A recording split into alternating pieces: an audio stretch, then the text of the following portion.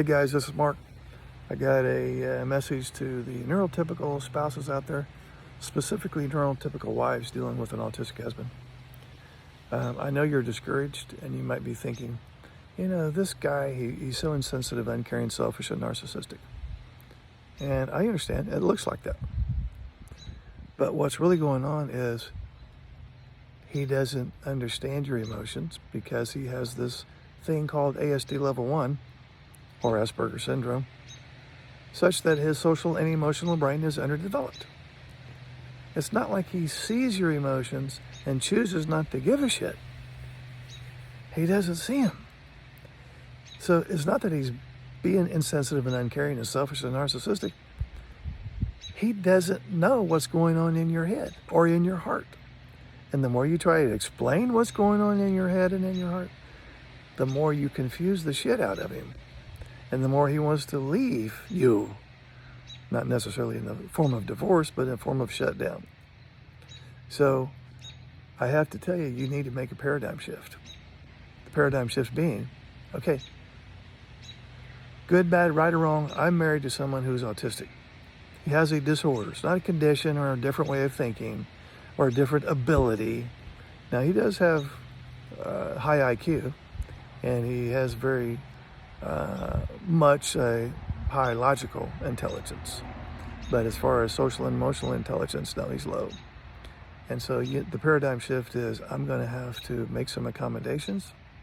I guess I could just divorce him and leave him and say, screw this. That's fine too if you have to go there.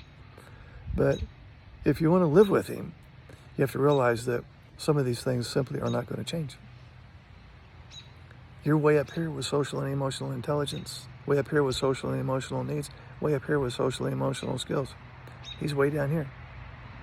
ASD level 1 is a disorder such that the social and emotional brain is underdeveloped. He couldn't will himself or stand on his head in enough different ways to meet your emotional needs to the level that you want. And he has tried, and he's given up. He has said so many times, it doesn't matter what I say or do, it's never good enough. I can never make her happy.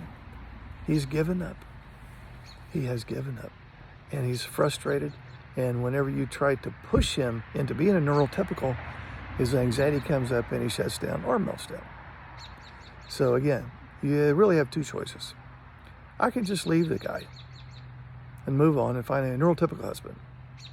Or I can accept the fact that these things that he says or does that are hurtful, and they are hurtful, or these things that he avoids saying or doing that I really wish he would say or do, he's simply not capable of doing it. I'm not trying to get him off the hook. He's very much on the hook. He's paid the price for these traits of ASD level 1 from childhood. He's been on the receiving end of disapproval from childhood, and now yet again with you. So he's very much on the hook.